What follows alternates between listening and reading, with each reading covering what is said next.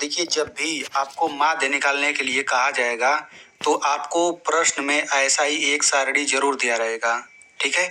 अब आप लोग इस सारणी में जरा ध्यान से देखिए। इसमें ऊपर वाले लाइन में जरा ध्यान से देखिए, दो दो संख्या एक साथ है, 0 और 10 एक साथ है, 10 20 एक साथ है। वैसे ही ये सब दो दो संख्या एक साथ है। और नीचे वाले लाइन में देखिए, ये सब अकेला अकेला संख्या है। ठीक है। जब भी आपसे सवाल पूछा जाएगा माध्य निकालने के लिए, तो यहाँ पर और यहाँ पर कुछ भी लिखा जा सकता है, उससे आपको कोई लेना देना नहीं है। ठीक है ना। जैसे यहाँ पर इसमें वर्ग अंतराल, यहाँ पे बारंबारता लिखा है, लेकिन यहाँ पर कुछ और भी लिखा जा सकता है। ठीक है ना। तो देखिए, हम क्या करेंगे, हमें इस सवाल को लगाने के लिए हमें ऐसा ही एक सारणी बनाना होगा। ठीक है। हम कैसे बनाएंगे, तो जरा देखिए, यहाँ पर जो भी चीज लिखा रहे हम उसे यहाँ पे लिखेंगे, और यहाँ पे जो सामने लिखा हुआ है उसी चीज को हम यहाँ पे नीचे ऐसे लिख लेंगे। ठीक है। देखिए, 40 से 50 तक लिखा हुआ है, यहाँ पे लिखा हुआ है यहाँ तक। अब जो यहाँ पे लिखा है उसको यहाँ पे लिख लेंगे, और ये जो अकेला अकेला संख्या है इसको हम ऐसे नीचे करके लिख लेंगे।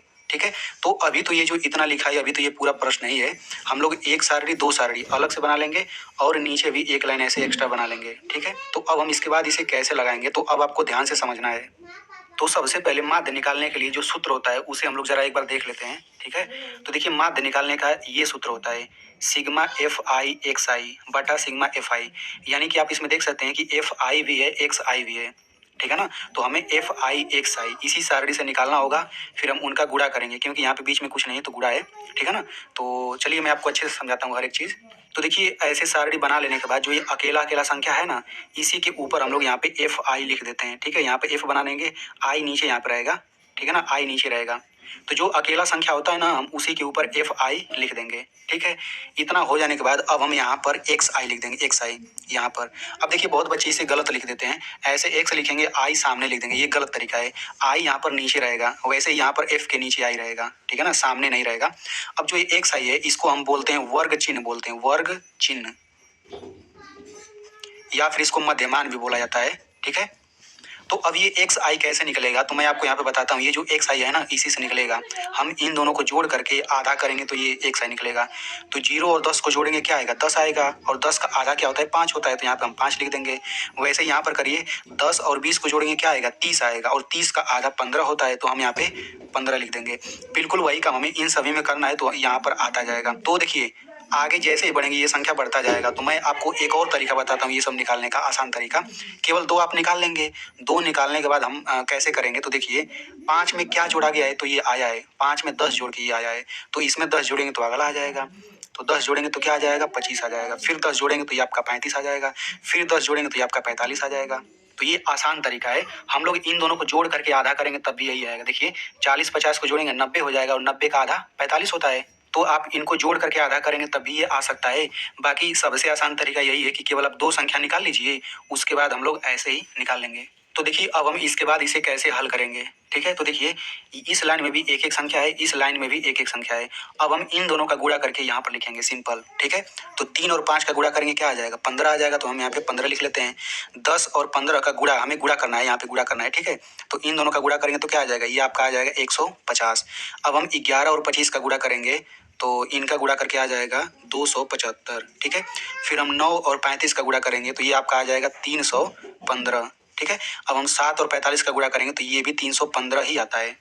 अब देखिए, हम इन दोनों का जब हम गुणा कर रहे हैं, तो यहाँ पर एफ आई और एक्स आई को अभी गुणा करके यहाँ पे हम लिख लेते हैं। तो यहाँ पे हम लिख लेते हैं एफ आई गुणा में एक्स आई। ठीक है, इतना समझ आ गया। अब देखिए, इसी चीज को अगर हम गुणा हटा देना तब भी बात वही रहता है, क्योंकि अगर दो चीजों के बीच में कुछ ना हो तो गुणा ही माना जाता है। यानी इसको ऐसे भी लिख सकते हैं, या फिर केवल ऐसे भी लिख सकते हैं, एफ आई और एक्स आई, केवल ऐसे भी लिख सकते हैं। बीच में कुछ नहीं है तो गुणा ही माना जाएगा वो।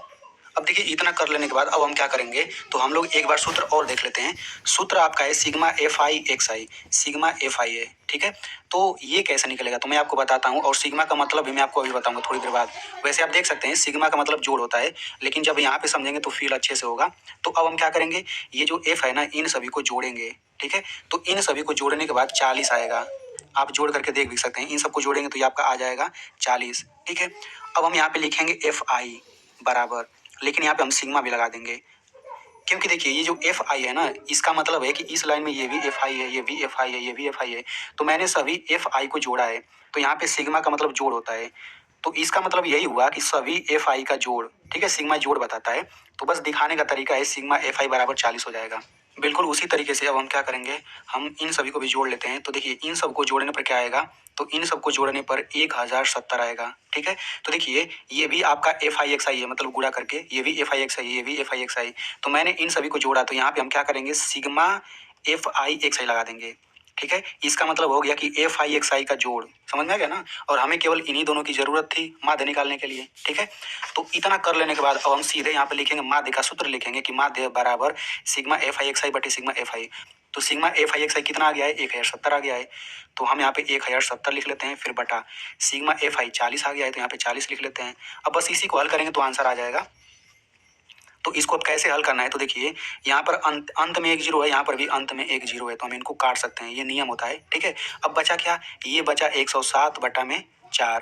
ठीक है, अब हम क्या करेंगे, बटा का मतलब तो भाग होता है, तो हम 4 से इसमें भाग कर देंगे। तो यहीं पे भाग कर लेते हैं, 4 से हमें 107 में भाग करना है।